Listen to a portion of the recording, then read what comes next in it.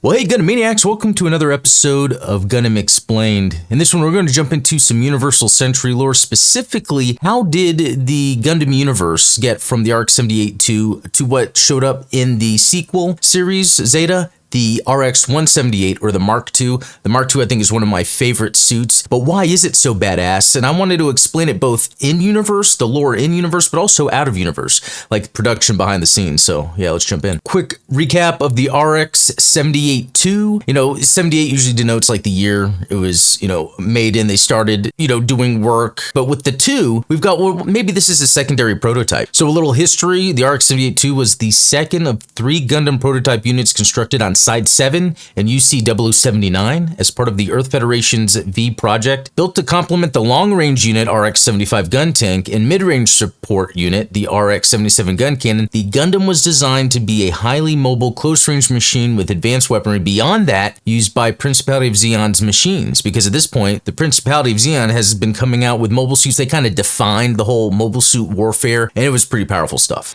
A raid by Zeon forces on Side 7 in September of UC-079 resulted in heavy damage to the other 2 RX-78 units. However, thanks to the unexpected interference of V Project head Tem Ray's son, Amuro, inside the RX-78-2, the Zeon intruders were repelled. Though they had caused significant damage to the colony, the Gundam, the gun tank, and the gun cannon were spared. The 3 machines acted as a defense force for the Pegasus-class mobile suit carrier White Base. The Gundam later participated in the defense of the Federation headquarters in Jaburo and the assault on Zeon's asteroid bases Solomon and Baoku. Its reputation was one of dread, with Zeon Armed Forces nicknaming the unit and its pilot White Devil. So a few interesting takeaways from that is the main character of 0079, Amuro Ray, it was his father Tem Ray that designed the RX-78-2, and that's kind of important for a little bit later. The other thing is that White Devil, the fact that the Principality of Zeon saw it as this crazy machine that was just kind of taking out their mobile suits, what helped potentially win the war for the Federation against the Principality of Zeon.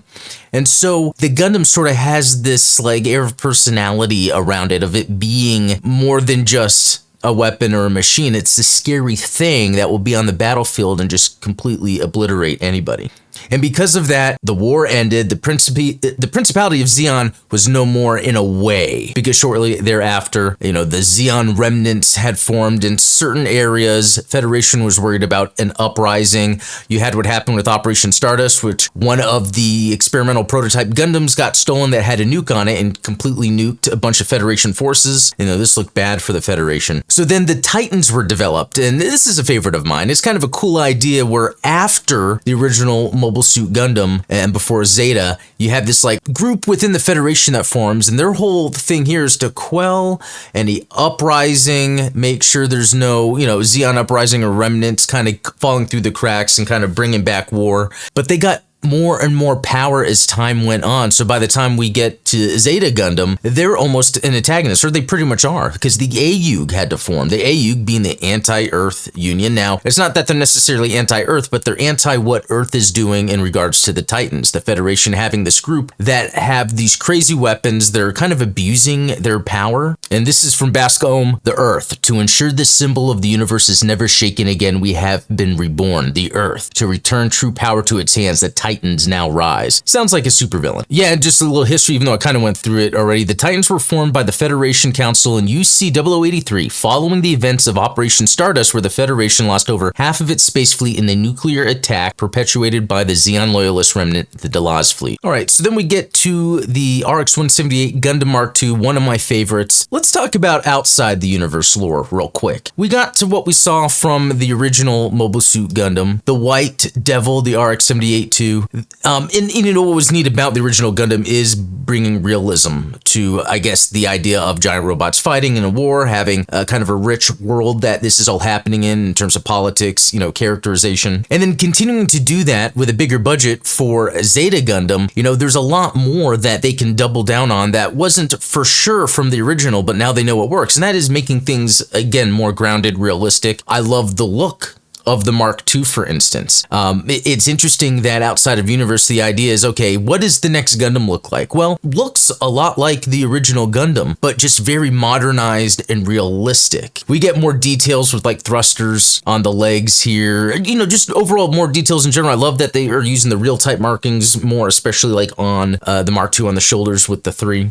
And it's very interesting too to make it what's called the Black Gundam. That's the name of one of the episodes. So it's a darker color. And I think that works for story reasons, really, because you come across this Gundam, the new Gundam for the new show, and it looks almost like it's evil or it's the bad guy. So out of Universe, that was done on purpose, but why in Universe? So it's interesting. So at last, the Gundam by us and for us has been rolled out. For we the Titans who uphold the principles of Earth's supremacy, this pure-blooded Gundam made by the Earth Federation forces and unpolluted by Spacenoid engineers is the form of the mobile suit that should have been given to us from the start. So why does that matter? Well, what's interesting is the original Gundam mobile suit developed by the Federation, potentially Anaheim Electronics. Nope, just Earth Federation Project V. But that's interesting because with Anaheim Electronics, they're helping the AUG in the next series, Zeta. But what's interesting about that is when the Principality of Zeon folded, companies like Zeonic and Zimad, who were making mobile suits for the Principality of Zeon, were just part of Anaheim Electronics. So a lot of the suits you would start seeing, like the Hyzak, for instance, you know, it had a lot of the Zeonic engineering to it because it was very interesting what the Principality of Zeon was able to do. And so using that stuff could only make bigger and better, more powerful weapons. But the Titans didn't see it that way. As with that quote is, it's unpolluted by Spacenoid engineers. So the Mark II was actually built by the Titans themselves purposely to look like the Gundam, because remember, the Principality of Zeon, those soldiers saw the Gundam as the White Devil. It's like this propaganda of this scary, menacing machine that the Federation has that can take out the Principality of Zeon. The whole purpose of the Titans are to kind of quell any uprising, to stop any Zeon remnants. And what better way to do that than to double down on that sort of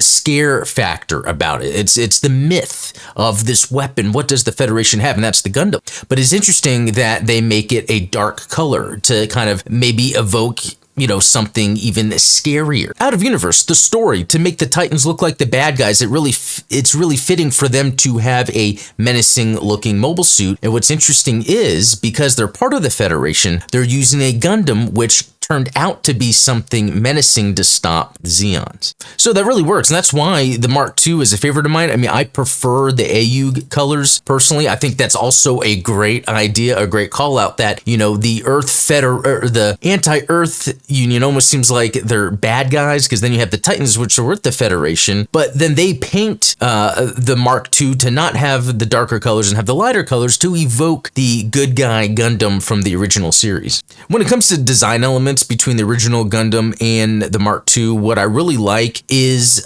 you know, there's a lot of things, but if I was going to start kind of at the bottom, there's enough new details, especially the thrusters on the legs and some details around the knee to really accentuate the machining of this to make it look like it is a machine over the original Gundam. Even as we move up, there's things that are a little more bulkier and less slim to kind of give it that machined look. Also very interesting that it has that new sort of Vulcan pod that it wears over its head for the Vulcans instead of it just being on the head itself. I thought that was a cool new addition, almost again streamlining the head, but then just new gear that you can have attached. And I'm a big fan of the backpacks and how you can use beam sabers on backpacks, but it's pretty cool they doubled down on that by not only adding more thrusters on the backpack, but adding, it's almost like a casing for when plugging in the beam saber and additional thrust perhaps. And also depending on like if you've built, you know, various versions of the Gunpla, specifically the Master Grade 2.0, I love how it has that the cloth piping that you could put behind the knees there. That's usually detailed anyway anyway on other model kits. All right, and some background on the Mark II, a direct descendant of the RX-782 Gundam developed by the Titans. The Gundam Mark II is the first mobile suit to utilize the new movable frame concept. In this new concept, rather than merely serving as a structural framework, the movable frame incorporates all the mobile suit's vital mechanisms, including the actuators and control systems required for movement, and excludes the mobile suit's weapons, armors, and propellant tanks. This approach dramatically improves the mobile suit's responsiveness, reliability, and energy efficiency, as well as making it far more agile than traditional designs. And some history on this: 3 RX-178 Gundam Mark II units were developed by the Titans in December UC 0086. When word of these 3 prototypes reached the Anti-Earth Union group, Quattro Bagina led a team which infiltrated the Titans' Green Noah 1 space colony with the help of young boy Camille, son of the Gundam Mark II's principal designer Franklin Badon. Quattro's team stole all 3 mobile suits. So how interesting is it that in the original Gundam, Amuro Ray, his dad, designed the RX-782, and Amuro Ray just happens to pilot it. And when we get to Zeta Gundam, Camille, it happens to be his dad, designed the Mark II, and Camille happens to be piloting it. It's very interesting that those both happened. It's like George Lucas's quote, it's like poetry, it rhymes, right? But that's not all. Both Zeta and the original 0079 have Char is wanting to look for and stop any weapon manufacturing that could be taking place, namely having these mobile suits being built. And the first one, he doesn't get in there directly, his team does. They decide to start shooting when they shouldn't. But in Zeta, we have Quattro actually goes in the base to take photos, which he does in the first one. So yeah, there's a lot of that mirroring and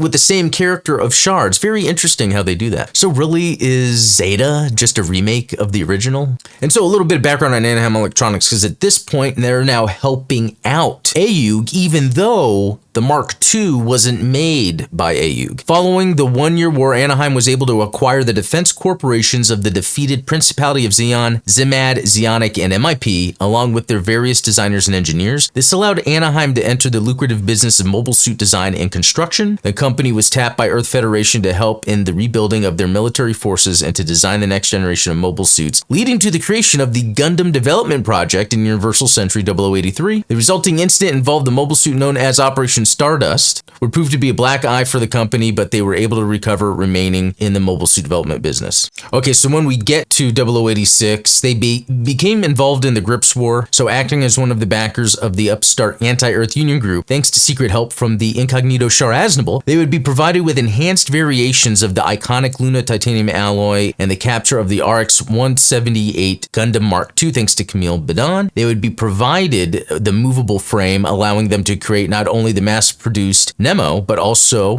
enhanced Project Zeta, allowing for the kind of transformable mobile suits that were attempted with, like the Delta Gundam, and fully realized with the Zeta Gundam. The Titans, whom Anaheim outwardly also supported under the guise of acting as a neutral party, began suspecting the company's support of the AUG, but was pacified by the Maris side, which Anaheim had originally planned to give to the AUG. Which is interesting, because with that quote, it sounded like the Titans didn't want to have anything to do with anything produced by Space Noids, which would be technically under Anaheim Electronics, but at the same time, I bet there's that money and power involved where they would really want to have any weapon they could possibly have. You know, I'm all about the development history, right? Like even this basic one from the original Gundam to the Mark II, how, you know, out of universe, that's more of, okay, this is the next Gundam. But in universe, as time has went, as games and other stories come out, there's a long list of things. Like if we looked at this RX-782 and developed into, look at this list. It's insane how many different things developed from this. It's probably a longer list than this also. And we even have the variants and what it combines into. And with the Mark II being a real popular suit, especially the technology, the movable frame technology it came up with, also developed into a lot of things, and also developed from, you know, one being the GM Quell. The Quell is kind of the purpose of the Titans, you know, kind of quelling riots or anyone trying to bring about maybe Zeon support. But then we see a lot of what it developed into, and a lot of it is related to the other Titan stuff that have to do with Advance of Zeta. And I think, you know, that's kind of cool in and out of universe too, because, you know, the Mark II came up with this movable frame concept that makes it easier to just add different things and armors and weapons. And that's what we get with Advance of Zeta. We get especially with the different Hazels. We get all these different types of loadouts that these machines can get. But, you know, probably became super expensive for them to keep up with that. Okay, and that's about it. That was a look at the original 0079 RX782 and how it became the Mark II that we see in 0086 or in Zeta Gundam, both within the universe and outside of the universe. I find it fascinating. Those are two of my favorite looking mobile suits, and they kind of carry the look of the legacy of Gundam. Yeah, let me know what you think below. Any other thoughts you have about the original, the Mark II, any other suits you like during that time period, how they evolved. I kind of like seeing things as they come out of the 1 Year War and those earlier stories that are after the 1 Year War. Thanks all for watching. Thanks to the supporters that make this possible. Check the links into the description for ways you can support the channel if you're into that, or check the link for our Discord. We have a lot of fun there, but until next time, be cool.